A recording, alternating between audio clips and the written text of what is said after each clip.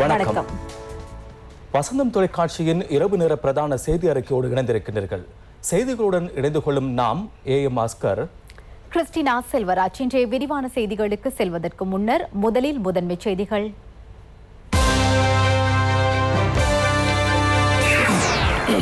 இருபதை அமுல்படுத்த சபாநாயகர் கையொப்பமிட்டார். பிரதமர் நீதியரசர், சட்டமா அதிபர், போலீஸ் மா அதிபர் உள்ளிட்ட தீர்மானமிக்க பதவிகளுக்கு அதிகாரிகளை நியமிக்கும் அதிகாரம் 20 ஊடாக ஜனாதிபதிக்கு.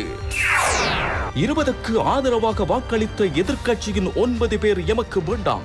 ஐக்கிய மக்கள் சக்தி உறுப்பினர் கிரியல்ல சபாநாயகருக்கு கடிதம். இன்று நள்ளிரவு முதல் மேல் மாகாணம் முழுவதும் தனிமைப்படுத்தல் ஊரடங்கு சட்டம். உள்வருதல் வெளியேறுதல் முற்றாக தடை. சிசிடி அதிகாரிகளுக்கு கொரோனா தொற்று. பிரெண்டிக்ஸ் தொடர்பில் கண்டறிய புதிய குழு. பிரான்ஸ் லாக்டவுன் ஆகும் நிலையில் ஜெர்மனியில் மீண்டும் நடமாட்ட தடை.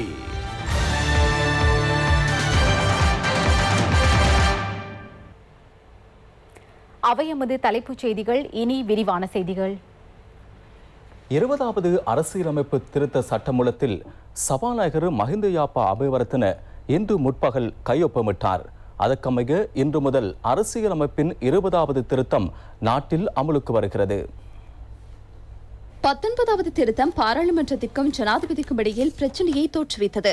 இதனூடாக நாட்டின் தேசிய பாதுகாப்பு மற்றும் முழு நாடும் அராஜக நிலைக்கு சென்றதாக அரசியல் விமர்சகர்களும் சட்ட வல்லுநர்களும் தொடர்ச்சியாக சுட்டிக்காட்டினர். தனிப்பட்ட அரசியல் பழிவாங்கலை அடிப்படையாக கொண்டு 19வது திருத்தம் முன்வைக்கப்பட்டதாக விமர்சனங்களும் எழுந்தன. இவை அனைத்தையும் சரி செய்வதாக கடந்த ஜனாதிபதி தேர்தல் மற்றும் பொதுத் தேர்தலில் ஸ்ரீலங்கா பொதுஜன பெரமுன மக்களின் ஆணையை கோரியது. இதற்கென மக்கள் 3/2 பெரும்பான்மை பலத்தை வழங்கினர். அதற்கமைய மக்களின் எதிர்பார்ப்பை பூர்த்தி செய்து உருவாக்கப்பட்ட 20வது திருத்த சட்டமூலத்திற்கு அமைச்சரவை அனுமதி கடந்த செப்டம்பர் 2ஆம் தேதி கிடைத்தது. இதற்கு சர்வஜன வாக்கெடுப்பு தேவையில்லை என சட்டம் அதிபர் நீதி அமைச்சரின் செயலாளருக்கு அன்றைய தினமே அறிவித்தார். பாராளுமன்றத்தில் 3/2 பெரும்பான்மை ஊடாக இதனை நிறைவேற்றிக் கொண்டால் போதும் என சட்டம் அதிபர் தெரிவித்தார். 20வது திருத்தம் செப்டம்பர் 3ஆம் தேதி வர்த்தமானியில் வெளியிடப்பட்டது. 20ற்கு எதிராக உச்சநீதிமன்றத்தில் மனு தாக்கல் செய்யப்பட்டது. இது அரசியலமைப்புக்கு உட்பட்ட விடயங்களை உள்ளடக்கியதென உச்சநீதிமன்றம் வழங்கிய தீர்ப்பை கடந்த 20ஆம் தேதி சபாநாயகர் பாராளுமன்றத்தில் அறிவித்தார். நீதி அமைச்சர் அலி சப்ரியினால் பாராளுமன்றத்தில் சமர்ப்பிக்கப்பட்ட 20வது திருத்தம் தொடர்பான சட்டமூலத்துடன் தொடர்புடைய விவாதம் கடந்த 21ஆம் 22ஆம் தேதிகளில் இடம்பெற்றன. 22ஆம் தேதி இடம்பெற்ற வாக்கெடுப்பில் 3/2 பெரும்பான்மையோடு சட்டமூலம் நிறைவேற்றப்பட்டது. පක්ෂව 156යි විරුද්ධව 65යි දෙවැනි කියවීම සම්මතයි කියලා මම සඳහන් කරනවා. சபாநாயகர் இந்த சட்டமூலத்தை உறுதி செய்து இன்று பாராளுமன்ற வளாகத்தில் வைத்து அதில் கையொப்பமிட்டார். 20வது திருத்தம் அமலுக்கு வந்துள்ளமையை அடுத்து பிரதம நீதியரசர், உயர்நீதிமன்ற நீதிபதிகள், மேன்முறையீட்டு நீதிமன்ற தலைவர் மற்றும் அதன் நீதிபதிகள், சட்டமா அதிபர், போலீஸ் மா அதிபர், கணக்காய்வாளர், ஒம்புட்ஸ்மன் ஆகியோரை நியமிக்கும் அதிகாரம் பாராளுமன்றத்தின் கண்காணிப்பின் கீழ் ஜனாதிபதிக்கு கிடைத்துள்ளது. இது தொடர்பில் அரசு சட்டத்தரணி யுவா டி சில்வா மேலும் தெளிவுபடுத்தினார்.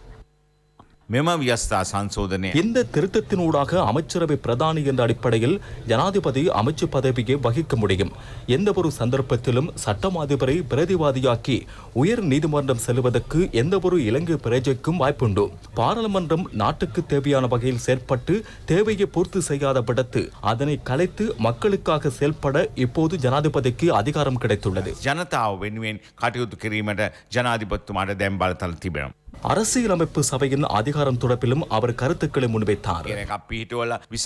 அரசியலமைப்பு சபை என்ற ஒன்றை ஏற்படுத்தி ஜனாதிபதியை செயல்பட முடியாத அளவுக்கு கட்டி வைத்திருந்தனர். ஜனாதிபதி தலைமையிலான அரசாங்கத்தில் அவ்வாறானதொரு நிலைமை இருப்பது பாதிப்பை ஏற்படுத்தும். அதனால் தற்போது பாராளுமன்ற சபை அமைக்கப்பட்டுள்ளது. பாராளுமன்ற சபையில் எதிர்க்கட்சி தலைவர் மற்றும் அவரின் பிரதிநிதி ஒருவர் நியமிக்கப்படுவார். பிரதமர் மற்றும் அவரின் பிரதிநிதியும் சபாநாயகர் உள்ளிட்ட 5 பேர் கொண்ட குழு இது தொடர்பிலான ஆலோசனைகளை வழங்க முடியும். பாராளுமன்ற ஆலோசனையை பெற்றுக்கொண்டு ஜனாதிபதிக்கு நியமனம் வழங்குவது தொடர்பிலான அதிகாரம் இருக்கின்றது. இது முக்கியமானது.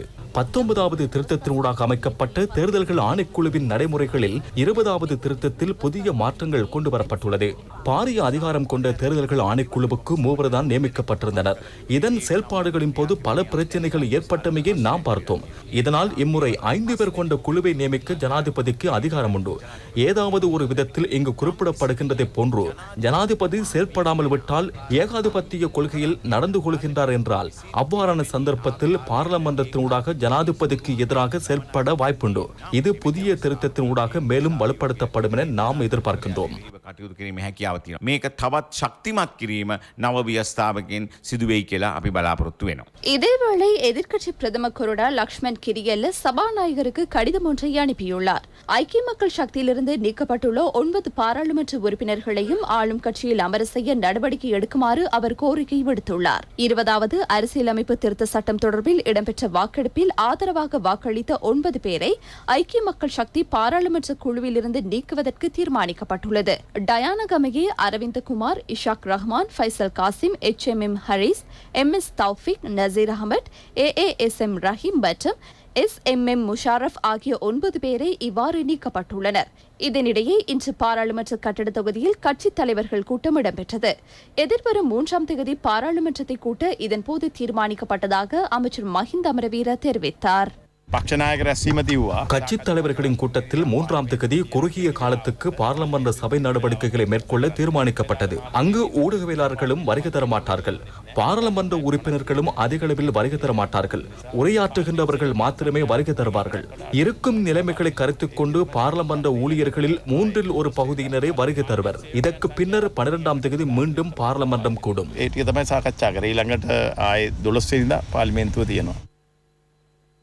நள்ளிரவு முதல் திங்கள் அதிகாலை 5 மணி வரை மேல் மாகாணம் முழுவதும் ஊரடங்கு சட்டம் அமுல்படுத்தப்படுவதாக அரசாங்கம் தெரிவிக்கின்றது. அதற்கமைய 117 போலீஸ் பிரிவுகளில் தனிமைப்படுத்தல் ஊரடங்கு சட்டம் அமுலில் இருக்கும் என போலீஸ் ஊடக பேச்சாளர் பிரதி போலீஸ் மா அதிபர் அஜித் ரோஹட தெரிவித்தார். இன்று நள்ளிரவு 12 மணிக்கு மேல் மாகாணத்தில் தனிமைப்படுத்தல் ஊரடங்கு சட்டம் அமல்படுத்தப்படும். அதேவேளை இதனூடாக மேல் மாகாணத்தில் உள்ள 112 போலீஸ் பிரிவுகளில் தனிமைப்படுத்தல் ஊரடங்கு அமலாகும். தற்போது 68 போலீஸ் பிரிவுகளில் தனிமைப்படுத்தல் ஊரடங்கு சட்டம் அமல்படுத்தப்பட்டுள்ளது. இப்பகுதிகளில் இன்று காலை 7 மணி முதல் இரவு 10 மணி வரை வர்த்தக நிலையங்களை திறப்பதற்கு அனுமதி வழங்கப்பட்டுள்ளது.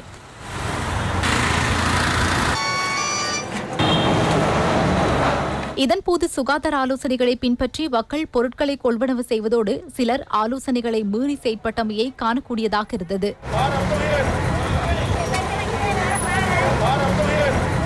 தற்போது ஊரடங்கு சட்டம் அமலில் உள்ள பகுதிகளில் தொடர்ச்சியாக இவ்வூரடங்கு அமலில் இருக்கும். இன்று நள்ளிரவு முதல் புதிதாக ஊரடங்கு சட்டம் பிறப்பிக்கப்படுகின்ற மேல் மாகாணத்தில் உள்ள போலீஸ் பிரிவுகளில் திங்கள் காலை 5 மணிக்கு ஊரடங்கு சட்டம் தளர்த்தப்படும். இதற்கு மேலதிகமாக குளியாப்பிட்டிய பகுதியில் 5 போலீஸ் பிரிவுகளில் தனிமைப்படுத்தல் ஊரடங்கு சட்டம் அமலில் இருக்கும். தனிமைப்படுத்தல் ஊரடங்கு சட்டம் அமுல்படுத்தப்படுவதற்கு முன்னர் மேல் மாகாணத்திலிருந்து வெளியேறுவதற்கு சிலர் முயற்சிகள் மேற்கொண்டதாக போலீசார் தெரிவிக்கின்றனர். உல்லாச பயணம் மற்றும் யாத்திரைகளை ஏற்பாடு செய்திருந்த சிலர் இவ்வாறு மேல் மாகாணத்திலிருந்து வெளியில் செல்ல முயற்சித்ததாக போலீசார் தெரிவிக்கின்றனர்.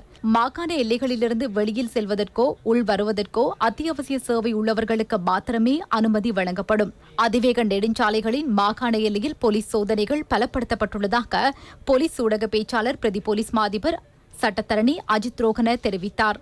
மேல் மாகாணத்திற்குள் ஊரடங்கு சட்டம் அமலில் இருக்கும் காலப்பகுதியில் ரயில் சேவையிலும் பல மாற்றங்கள் மேற்கொள்ளப்பட்டுள்ளதாக ரயில்வே திணைக்களம் தெரிவிக்கின்றது. அதற்கமைய நாளை முதல் எதிர்வரும் 2ஆம் தேதி காலை 5 மணி வரை ரம்புக்கனையிலிருந்து கொழும்பு கோட்டை வரையும், பலியத்த, காலி, அளுத்கமவிலிருந்து மரதானை வரையும், அவிசாவலையிலிருந்து கொழும்பு கோட்டை வரையும், சிலாபத்திலிருந்து கொழும்பு கோட்டை வரையும் ரயில் போக்குவரத்து இடம்பெறாது. எவ்வாறாயினும் கல்வி பொதுத்தராதர உயர்தர பரீட்சை மாணவர்களுக்காக பயணிக்கும் ரயில்கள் சரியான நேரத்தில் பயணத்தை ஆரம்பிக்கும் என ரயில்வே திணைக்களம் தெரிவிக்கின்றது.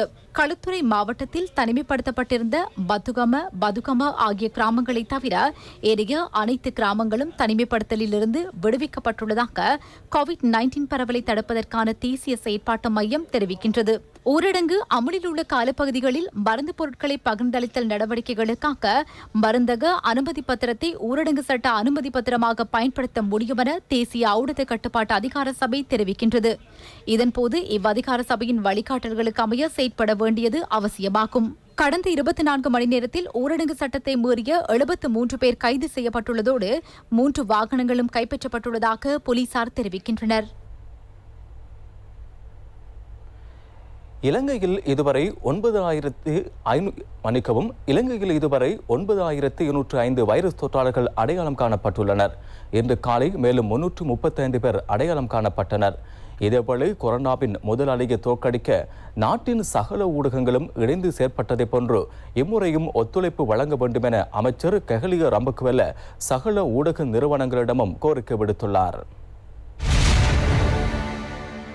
புதிதாக அடையாளம் காணப்பட்ட 335 தொற்றாளர்களுடன் மினுவாங்கொட ஆடை தொழிற்சாலை கொத்தணியில் அடையாளம் காணப்பட்ட தொற்றாளர்களின் எண்ணிக்கை 5731 அதிகரித்துள்ளது. இவர்களில் 1041 பேர் குறித்த ஆடை தொழிற்சாலையின் ஊழியர்களாவர். ஏனைய 4690 பேர் அவர்களோடு நெருங்கி பழகியவர்கள் என கோவிட்-19 பரவலை தடுப்பதற்கான தேசிய செயற்பாட்டு மத்திய நிலையம் தெரிவிக்கின்றது. எம்முறை பரவியுள்ள கொரோனா வைரஸ் முதலில் பரவிய வைரஸை விட ஏதோ ஒரு விதத்தில் வீரியமானது. முன்னரை போல் அல்லாமல் இம்முறை இது வேகமாக பரவி வருகின்றது. எனவே விசேடமாக மேல் மாகாணத்தில் இருந்து இந்த 3 நாட்களில் எவரும் வெளியில் செல்வதை தவிர்க்குமாறு நாம் கோரினோம். நாட்டின் ஏனைய பகுதிகளில் இங்கு போல் அபாய நிலைமை இல்லை.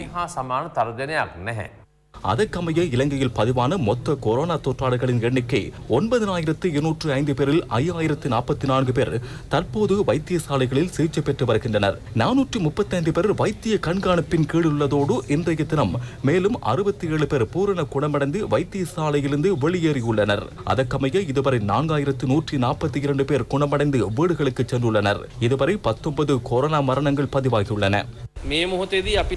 இந்த சந்தர்ப்பத்தில் இயங்குகின்ற பல உப கொத்தணிகள் காணப்படுகின்றன. உதாரணமாக முதலில் ஆரம்பமான மினுவாங்கொட கொத்தணி தொடர்ந்து இருக்கின்றது. ஆனால் இதில் பயங்கரம் என்னவென்றால் மினுவாங்கொட கொத்தணி போன்று மேலும் ஒரு உப கொத்தணி உருவாக நிலைமை ஏற்பட்டுள்ளமையாகும். பேலியகுட என்பது அவ்வாறானதொரு கொத்தணியாகும். மினுவாங்கொட கொத்தணியை விட அதிக எண்ணிக்கை தொற்றாளர்கள் பேலியகுடையில் அடையாளம் காண்பதற்கான வாய்ப்புகள் தற்போது காணப்படுகின்றன. பேலியகுட கொத்தணி போன்று திடீரென இன்னொரு கொத்தணி உருவானால் முழு நாடும் மிகவும் அசௌகரிய நிலைக்கு செல்லும். හදිස්සියම විහි වුණොත් එහෙම ඊටාම අපහසු තත්යකට මුළු රටම පත් වෙනවා සෞඛ්‍ය පද්ධතිය ආරක්ෂක අංශය ඇතුළුව. கொழும்பு குற்றப்புலனாய்வு திணைக்கள அதிகாரிகள் சிலருக்கு கொரோனா வைரஸ் தொற்று உறுதிப்படுத்தப்பட்டுள்ளதால் மினுவாங்கொட கொரோனா கொத்தணி பரவல் தொடர்பில் கண்டறிய நியமிக்கப்பட்ட விசாரணை குழுவின் நடவடிக்கைகளை மேற்கொள்வதில் சிரமம் காணப்படுவதாக சட்டமா அதிபர் திணைக்களம் தெரிவித்துள்ளது. இந்த நிலைமை காரணமாக இந்த விசாரணையை மேற்கொள்ள முடியாத நிலை உருவாகி இருப்பதாக கொழும்பு குற்றத்தடுப்பு பிரிவின் பணிப்பாளர் ஊடாக நேற்றைய தினம் பதில் போலீஸ் மா அதிபருக்கு அறிவிக்கப்பட்டுள்ளதாக சட்டமா அதிபருக்கு தகவல் கிடைத்துள்ளது. எனவே இந்த சம்பவத்தின் மக்களின் முக்கியத்துவம், நாட்டில் ஏற்பட்டிருக்கும் அவசர சுகாதார நிலைமைகளை கருத்தில் கொண்டு அதற்கு உயர்ந்த முன்னுரிமை அளித்து போலீசின் பல்வேறு பிரிவுகளின் சிரேஷ்ட திறமையான அனுபவம் கொண்ட அதிகாரிகளை உள்ளடக்கிய உயர்மட்ட விசாரணை குழு ஒன்றை இதற்கென நியமிக்குமாறு சட்டம் அதிபரினூடாக பதில் போலீஸ் மா அதிபருக்கு இன்று எழுத்து மூலமாக அறிவிக்கப்பட்டது. இதேவேளை நீண்ட நாள் நோய்வாய்ப்பட்டுள்ள நோயாளர்களின் நோய் நிலைமை மேலும் அதிகரிப்பதற்கு வாய்ப்பளிக்காமல் வைத்தியசாலைகளுக்கு வருகை தந்து சிகிச்சைகளை பெற்றுக்கொள்ள வேண்டும் என விசேட வைத்தியர்களின் சங்கம் தெரிவிக்கின்றது. வைத்தியசாலைக்கு வருகை தர எவரும் அச்சம் கொள்ள தேவையில்லை. வைத்தியசாலைகளில் நாம் தேவையான தொற்று நீக்க நடவடிக்கைகள் மற்றும் சுகாதார நடவடிக்கைகளை மேற்கொண்டுள்ளோம். தேவையற்ற பயம் காரணமாக நோயாளர்கள் தமது நோய்க்கு சிகிச்சை பெற்றுக் கொள்வதில் தாமதம் ஏற்படுகின்றது. எனவே தேவையற்ற பயத்தினால் கோவிட்-19 விட அதிக மரணங்கள் ஏற்படலாம். மிகவும் முடியாத கட்டத்திலேயே நோயாளர்கள் வைத்தியசாலைக்கு வருகை தருகின்றார்கள்.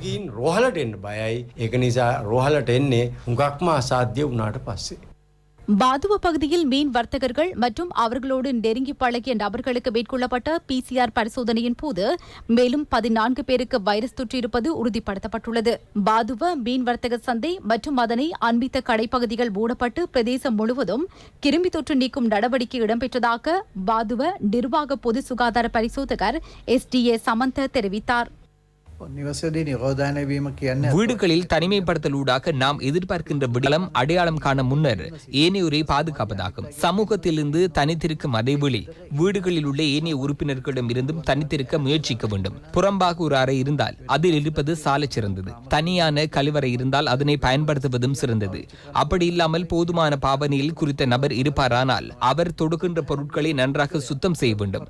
ஏதாவது ஒரு பகுதியில் பல வீடுகளுக்கு ஒரு கழிவறை என்ற நிலை காணப்பட்டால் அவ்வாறான நபர்களை நாம் தனியாக தனிமைப்படுத்தலுக்கு உட்படுத்த நடவடிக்கை எடுப்போம். சில வீடுகளில் அபாய கட்டத்தில் உள்ளவர்கள், அதாவது புற்றுநோய், ஏனைய தொற்று நோய்க்குள்ளானவர்கள் அல்லது வயது முதிர்ந்தவர்கள் இருந்தால் அவர்கள் பாதுகாப்பாக தனிமைப்படுத்தலில் ஈடுபட முடியாது இருந்தால் அவர்களை நாம் புறம்பாக தனிமைப்படுத்த நடவடிக்கை எடுப்போம். எவருக்காவது இந்த தனிமைப்படுத்தல் தொடர்பில் பிரச்சனை இருப்பின் 1999 எனும் தொலைபேசி இலக்கத்திற்கு அழைப்பு ஏற்படுத்தி இது தொடர்பான ஆலோசனைகளை பெற்றுக்கொள்ள முடியும். ආයතනයක නිරෝධායන කිරීමට කටයුතු කරනවා. යම්කිසි විදියකින් තමුන්ට යම්කිසි මොකක් හරි නිරෝධායන පිළිබඳ ගැටලුවක් තියෙනවා නම් 1999 දුරකථන අංකයට අමතලා ඒ පිළිබඳ උපදෙස් ලබා ගැනීම සෞඛ්‍ය ප්‍රවර්ධන කාර්යාංශය මගින් ඒ සිදු කරන්නේ. நாகுட வைத்தியசாலையில் கொரோனா சந்தேகத்தின் பேரில் சிகிச்சை பெற்று வந்த இருவர் வைத்தியசாலையிலிருந்து தப்பிச் சென்றுள்ளனர். அவர்கள் இருவரும் PCR பரிசோதனைக்கு உட்படுத்தப்பட்டு அறிக்கை கிடைக்கும் வரை இவ்வைத்தியசாலையின் 3வது வார்டில் தங்க வைக்கப்பட்டிருந்தவர்கள். தனிமைப்படுத்தப்பட்டுள்ள உங்களின் வீட்டில் அறிவித்தல் ஒட்டப்பட்டால் அது நீங்கள் வெட்கப்பட வேண்டிய, அவமானமாக நினைக்க வேண்டிய அல்லது இழிவாக நினைக்கக்கூடிய விடயமல்ல. அருகில் உள்ளவர்களும் இது தொடர்பில் தெளிவாக இருக்க வேண்டும். அவர்களை அவமானப்படுத்தும் செயலிலோ அல்லது கேலி செய்யும் செயற்பாடுகளிலோ ஈடுபடக்கூடாது. தொற்றுக்குள்ளானவர்களையோ அல்லது தனிமைப்படுத்தப்பட்டவர்களையோ அவர்களை ஏனையோர் ஏளனப்படுத்தக்கூடாது. අවමානයකට අපහාසයකට උපාසයකට පත්කිරීම සිදු නොකළ යුතුයි අන්න අය විසින්. கொரோனா ரோகியின் සංඛ්‍යා විශාල වශයෙන් கொரோனா தொற்றாளர்கள் இருக்கும் வாட்களுக்கு வைத்தியர்கள் என்ற அடிப்படையில் நாம் செல்வோம். சுகாதார சேவையாளர்கள் பல மாதங்களாக சென்று அவர்களுக்கு சிகிச்சை வழங்கி வெளியில் வருகின்றார்கள். எனவே அவ்வாறான வைத்தியர்கள் பலர் மாலை வேளையில் வீடுகளுக்கு செல்கின்றனர். அவ்வாறான எவரும் தமது வீட்டுக்கு இந்த நோயை கொண்டு செல்லவில்லை. எனவே பொதுமக்களும் கொரோனா இருக்கும் இடத்துக்கு சென்றாலும் கூட தெரிந்து கொண்டே அதனை உங்கள் வீட்டுக்கு அழைத்துச் செல்ல முற்படக்கூடாது. இதனை தவிர்த்து செயற்பட வேண்டும். මේ විදිහට කොරෝනා සිටිනවම කියලා දන්න තැනකට උනත් ගිහිල්ලා කොරෝනා වෛරසය තමන් ගෙදර ගෙනියන්නේ නැතුව කටයුතු කිරීමේ හැකියාව තියෙන බව. கொரோனா அபாயத்திற்கு மத்தியில் சிறைச்சாலைகளுக்குள் விசேட நடவடிக்கைகளை முன்னெடுக்குமாறு ராஜாங்க அமைச்சர் சுதர்ஷினி பெர்னாண்டோ புள்ளே அதிகாரிகளுக்கு ஆலோசனை வழங்கியுள்ளார். கொரோனா முதல் அலையை தோற்கடிக்க இலங்கையின் சகல ஊடகங்களும் ஒன்றிணைந்து செயற்பட்டதை போன்று இம்முறையும் அந்த ஒத்துழைப்பை உயர்ந்த மட்டத்தில் பெற்றுக் கொடுக்குமாறு அமைச்சர் கெஹலிய ரம்புகவெல சகல ஊடக நிறுவனங்களிடமும் கோரிக்கை விடுத்துள்ளார். இங்கு ஊடகங்களுக்கு பாரிய பொறுப்புகள் வழங்கப்பட்டுள்ளதால் அதற்கென சகல ஊடகங்களும் ஒன்றிணைந்து செயற்பட வேண்டியது முக்கியத்துவம் வாய்ந்தது என இலத்திரனியல் ஒளிபரப்பாளர்கள் சங்கத்துடன் இடம்பெற்ற பேச்சுவார்த்தையின் போது அவர் சுட்டிக்காட்டினார்.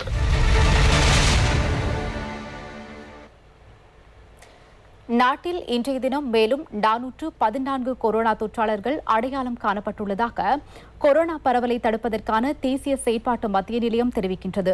இவர்களில் 62 பேர் தனிமைப்படுத்தல் மத்திய நிலையங்களில் இருந்தவர்கள் எனவும் ஏனைய 352 பேர் தொற்றாளர்களோடு நெருங்கிய தொடர்புடையவர்கள் எனவும் மத்திய நிலையம் தெரிவிக்கின்றது. அதற்கமைய தற்போது இலங்கையில் மொத்த தொற்றாளர்களின் எண்ணிக்கை 9619 அதிகரித்துள்ளது. நாட்டுக்குள் காணப்படும் கொரோனா நிலைமைகளை கட்டுப்படுத்தி நாட்டின் பொருளாதாரத்தை கட்டியெழுப்புவதே அரசின் நோக்கம். அதனால் இச்சந்தர்ப்பத்தில் நாட்டை முழுமையாக மூடுவதற்கான தேவையில்லை என இராணுவ தளபதி லெப்டினன்ட் ஜெனரல் சவேந்திர சில்வா தெரிவித்தார். சுயாதீன தொலைக்காட்சியின் தீரணைய நிகழ்ச்சியில் கலந்து கொண்ட போதே அவர் இதனை தெரிவித்தார். මේක බරපතල සෞඛ්‍ය ප්‍රශ්නයක්. இது பாரதூரமான சுகாதார பிரச்சினை. இந்த பிரச்சினை ஊடாக பொருளாதார மற்றும் சமூக பிரச்சனையும் தீர்த்து கொண்டு பயணிப்பதையே நாம் எதிர்பார்க்கின்றோம். அவ்வாறு கூறி இந்த சுகாதார பிரச்சனையை 149% குறைத்து கணக்கெடுக்காமல் விடுவது அர்த்தமல்ல. நாட்டு மக்களின் உயிரை பாதுகாக்க வேண்டும், நாட்டை பாதுகாக்க வேண்டும். அதுதான் முதல் நிலை செயற்பாடு. இருந்தாலும் இதனோடு நாம் தீவிரமாக ஆராய்கிறோம். ஜனாதிபதி ஒவ்வொரு நாளும் செயலணியை அழைத்து சுமார் 2-3 மணித்தியாலங்கள் முழுமையாக தகவல்களை பெற்றுக்கொண்டு கலந்துரையாடலில் ஈடுபடுகின்றார். எனவே இந்த கலந்துரையாடலின் மூலம் தெரிகின்ற ஒரு விடயம், முதல் சந்தர்ப்பத்தை போன்று முழு நாட்டை மூடிக்கொண்டு செயற்பட வேண்டிய தேவையில்லை என்பது தெரிய வந்தது. இரண்டாம் சந்தர்ப்பத்தில் நாம் முதல் சந்தர்ப்ப அனுபவங்களை கொண்டு இதனை கட்டுப்படுத்த புதிதான ஒரு நடவடிக்கையினை முன்னெடுக்கின்றோம். நாம் உலகம் நோக்கியே அவதானம் செலுத்த வேண்டும். சில உலக நாட்டு தலைவர்கள் கூறிய கருத்துக்களை பார்த்திருப்பீர்கள். நாம் நாட்டை மூடி இவற்றை கட்டுப்படுத்தி மீண்டும் திறக்கும் போது பாரிய பிரச்சனைகளை எதிர்கொள்ள நேரிடும் என தெரிவிக்கின்றார்கள். எனவே இம்முறை ஜனாதிபதி மற்றும் பிரதமர் தலைமையிலான அரசாங்கம் இவ்விடயத்தில் மிக புத்தி சாதுரியமாக செயற்படுகின்றது.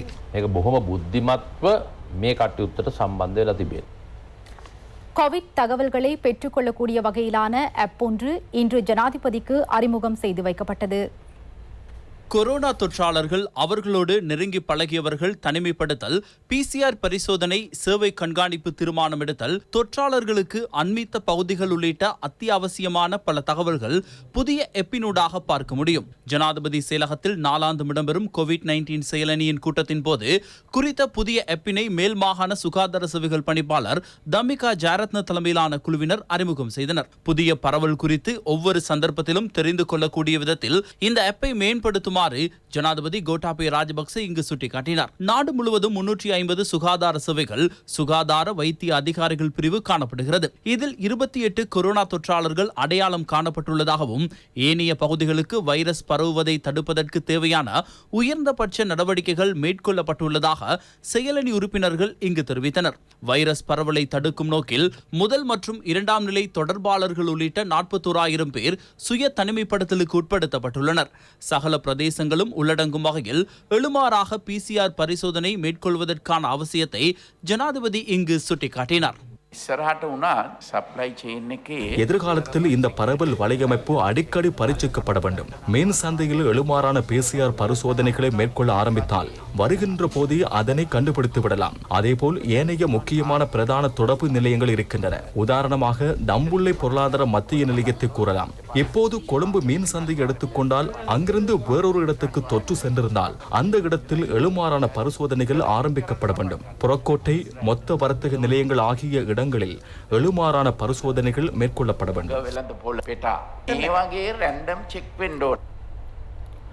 நாட்டுக்கு பாதிப்பை ஏற்படுத்தும் எந்த ஒரு ஒப்பந்தத்திலும் அரசாங்கம் கைச்சாத்தாடாது என அமைச்சர்கள் சுட்டிக்காட்டுகின்றனர்.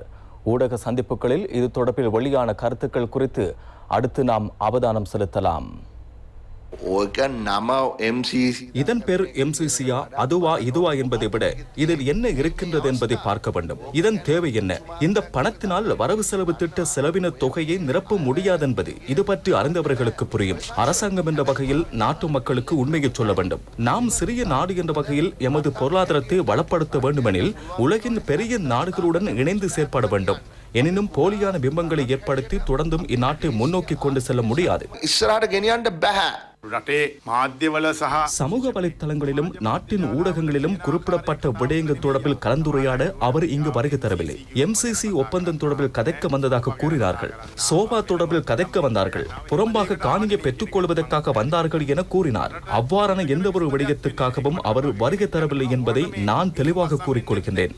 நாட்டுக்கு பாதிப்பான எந்த விடயமும் இடம்பெறாது என்பதை நான் பொறுப்புடன் கூற விரும்புகின்றேன். இவை அல்ல, எந்த ஒரு ஒப்பந்தம் வந்தாலும் அதனை அமைச்சரவையில் சமர்ப்பித்து பாராளுமன்றத்துக்கு அறிவித்துத்தான் நாம் கைச்சாத்திடுவோம். மைக் பொம்பியோவின் வருகையை மையப்படுத்தி இந்நாட்டில் உள்ள சில அரசியல் தரப்புகள் குழம்பி சமூகத்தை குழப்பும் வகையிலான தோல்வியடைந்த பொய்யான முயற்சிகளை மேற்கொண்டனர். விசேடமாக சஜித் பிரேமதாசவின் இடம்பெயர்ந்த குழுவும் 103 சிவப்பு சட்டை அணிந்த கும்பலுமே இந்த விடயம் தொடர்பில் நாட்டு மக்களை அச்சமூட்டினர். இந்த அரசாங்கத்தின் மீதான மக்களின் நம்பிக்கையை வீழ்ச்சியடைய செய்வதற்காக சிறிய முயற்சியை மேற்கொண்டனர். பொம்பியோவின் பேச்சுவார்த்தை முடிந்து அவர் நாட்டை விட்டு சென்றவுடன் அவர்களின் செயற்பாடு முற்றாக நிறைவடைந்தது. சர்வதேசத்துக்கு மத்தியில் மண்டிடுகின்ற பொம்மையான அரசாங்கம் இப்போது இல்லை. கோட்டாபய மஹிந்த ராஜபக்ஷ நிர்வாகம் இருக்கும் வரையில் யார் வந்தாலும் நாம் பயப்பட தேவையில்லை. காரணம், இதற்கு முன்தினம் அமைச்சரவை கூட்டத்தில் இது தொடர்பில் தீவிர கலந்துரையாடல் இடம்பெற்றது. ஒருபோதும் இந்த MCC ஒப்பந்தம் கைச்சாத்திடப்பட மாட்டாது என அதன்போது ஜனாதிபதி தெளிவாக கூறினார். நாங்கள் தெளிவாக கூறுகின்றோம், எமது அரசாங்கத்தின் காலப்பகுதியில் MCC ஒப்பந்தத்தை நாம் கைச்சாத்திட மாட்டோம். கையெழுத்திலும் ஆட்சியிலும் அரசாங்கத்திலும் நாம் இருக்க மாட்டோம். ஜனாதிபதி கோட்டாபய ராஜபக்சவின் நிலைப்பாடை எமது அரசாங்கத்தின் நிலைப்பாடாகும். ராஜபக்ச ஜனாதிபதித்துவங்கி ரிஜு ஸ்தாவரයක් අපේ ආණ්ඩුවේ රිජු ස්ථාවරයක්. பணி நீக்கம் செய்யப்பட்டுள்ள கடுவலை முன்னாள் நீதவான் தம்மிக்க ஹேமபாலவின் உத்தியோகபூர்வ தொலைபேசியில் 2016 ஜனவரி 30 எடுக்கப்பட்ட அழைப்பு தொடர்பில் முழுமையான அறிக்கையை பெற்றுத் தருமாறு அரசியல் பழிவாங்கல் தொடர்பில் கண்டறியும் ஜனாதிபதி ஆணைக்குழு அதன் போலீஸ் பிரிவிற்கு உத்தரவிட்டுள்ளது. பிரதமர் காரியாலய பிரதானி யோஷித்த ராஜபக்ஷ முன்வைத்த முறைப்பாட்டை விசாரணைக்கு எடுத்துக்கொண்ட போதே இவ்விடயம் தெரிவிக்கப்பட்டது. போலீஸ் நிதி குற்ற விசாரணை பிரிவு 2016 ஆண்டு ஜனவரி 30 தன்னை கைது செய்ததாக யோசித்த ராஜபக்ஷ இதற்கு முன்னர் ஆணைக்குழுவில் தெரிவித்தார்.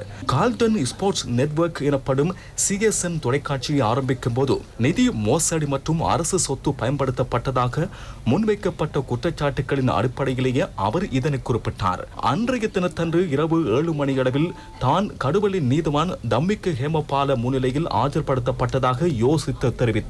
இங்கு FCID அதிகாரிகள் நீதவானை சந்தித்து தமக்கு எதிரான குற்றச்சாட்டை அறிவிக்கும் போது அங்கிருந்த உத்தியோகபூர்வ அறையில் தொலைபேசி ரிசீவர் இயக்கத்தில் வைக்கப்பட்டிருந்ததாக அவர் தெரிவித்தார்.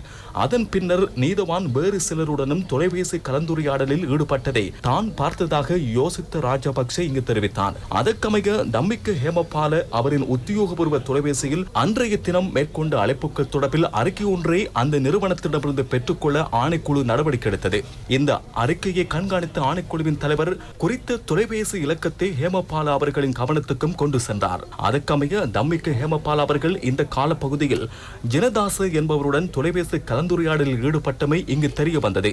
இவர் ஐக்கிய தேசிய கட்சியின் முன்னாள் பிரபல அமைச்சரான வஜீர அபயவர்த்தனவின் உறவினர் என உங்களுக்கு தெரியாத என தலைமை நீதிபதி கேள்வி எழுப்பினார். இதற்கு பதிலளித்த தம்மிக்க ஹேமபால எனக்கு தெரியாது நீதிபதி அவர்களே, அவர் என்னுடைய உறவினர் என பதிலளித்தார். யோசித்த ராஜபக்ஷ சார்பில் ஆஜராகியிருந்த சட்டத்தரணி ஹேமபாலவிடம் கேள்வி எழுப்பினார். ஜனதாச என்பவர் உங்களது உறவினர் என்றால் உங்களின் கையடக்க தொலைபேசிக்கு ஏன் அழைப்பு ஏற்படுத்தவில்லை என கேட்டார். மேலும் சனிக்கிழமை இரவு வேளையில் நீதிமன்ற செயற்பாடுகள் இடம்பெறாது என தெரிந்து கொண்ட அவர் தன்னுடைய கையடக்க தொலைபேசியிலிருந்து உங்களுடைய உத்தியோகபூர்வ தொலைபேசி இலக்கத்துக்கு அழைப்பை ஏற்படுத்தியது எவ்வாறு என கேள்வி எழுப்பினார். இது தொடர்பில் எனக்கு ஞாபகமில்லை. நான் இன்றும் ஜனதாசவுடன் கதைத்துக் கொண்டுதான் இருக்கின்றேன் என கடுவலை முன்னாள் நீதவான் தம்மிக்க ஹேமபால இதற்கு பதிலளித்தார்.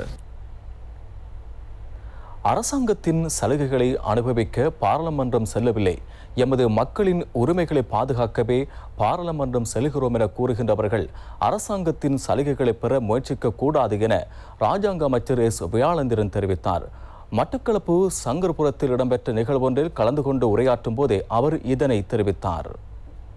குளத்தை திருத்த வேண்டும், பாடசாலையை தரம் உயர்த்த வேண்டும், ஒழுங்கான வீதிகள் இல்லை, படித்த இளைஞர்களுக்கு வேலை வாய்ப்பு இல்லை, வீடுகள் இல்லை, மனசலகூடம் இல்லை, இவ்வளவு பிரச்சனையும் தலைக்கு மேல கிடக்கு. தேர்தல் காலத்தில் உசுப்பேத்தி போட்டு வாக்குகளை எடுத்துக்கொண்டு போய் எதிர்கட்சியில குந்தி இருந்துட்டு கண்ணையும் தோண்டிட்டு அரசாங்கம் தார அவ்வளவு சலுகைகளை அனுபவிச்சுட்டு நாங்க உரிமைக்கு தான் போறோம், சலுகைக்கு போக மாட்டோம். சலுகைக்கு போகலண்டா பார்லிமெண்ட் தார வாகன பெர்மிட் எடுக்காங்க, அரசாங்கம் தார சம்பளத்தை எடுக்காங்க, அரசாங்கம் தார போலீஸ் பாதுகாப்பு எடுக்காங்க, அவன் தார குவார்டர்ஸ் எடுக்காங்க, எல்லாத்தையும் நீங்களும் வாங்குறீங்க. அப்ப அந்த மக்களுக்கு ஏதாவது செய்யுங்களேன், இதான் உண்மை. ஆகவே எங்களுடைய நிலம், எங்களுடைய வளம், எங்களுடைய இருப்பு, எங்களுடைய கல்வி, எங்களுடைய பொருளாதாரம் அனைத்தும் பாதுகாக்கப்பட வேண்டும். அதான் ஒரு சமூகத்தின் இருப்பு என்பது. அடுத்து மேலும் சில செய்திகளின் தொகுப்பு. கிளிநொச்சி A9 வீதியின் ஆணையிறப்பு பகுதியில் இடம்பெற்ற வாகன விபத்தில் 2 உயிரிழந்துள்ளனர். முச்சக்கர வண்டியும் பெட்ரோலிய கூட்டுத்தாபனத்துக்கு சொந்தமான வாகனமும் நேருக்கு நேர் மோதியதில் விபத்து இடம்பெற்றுள்ளது. முச்சக்கர வண்டியில் பயணித்த 2 படுகாயமடைந்த நிலையில் கிளிநொச்சி வைத்தியசாலையில் அனுமதிக்கப்பட்டதன் பின்னர் உயிரிழந்ததாக போலீசார் தெரிவிக்கின்றனர். 58 வயதான தாயும் அவரது 21 வயதான மகனுமே உயிரிழந்தனர். கிளிநொச்சி போலீசார் மேலதிக விசாரணைகளை முன்னெடுத்துள்ளனர். இறக்காமம் பிரதேச சபைக்குட்பட்ட குளத்தாவளி வீதி 4.5 கோடி ரூபாய் செலவில் புனரமைக்கப்பட்டு வருகின்றது. அரசாங்கத்தின் 1 லட்சம் கிலோமீட்டர் வீதிகளை புனர்நிர்மாணம் செய்யும் இவ்வேலை திட்டத்தின் கீழ் இந்நடவடிக்கை மேற்கொள்ளப்பட்டு வருகின்றது. நீண்ட காலமாக குண்டு குழியுமாக இருந்த வீதி புனரமைக்கப்படுவதன் ஊடாக இறக்காமம் பிரதேச சபைக்குட்பட்ட மக்கள் பெரும் நன்மையடைய உள்ளனர். இத்துடன் வசந்தத்தின் இரவு நேர பிரதான செய்தி அறிக்கை நிறைவடைகின்றது.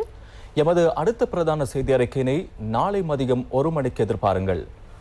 வணக்கம்.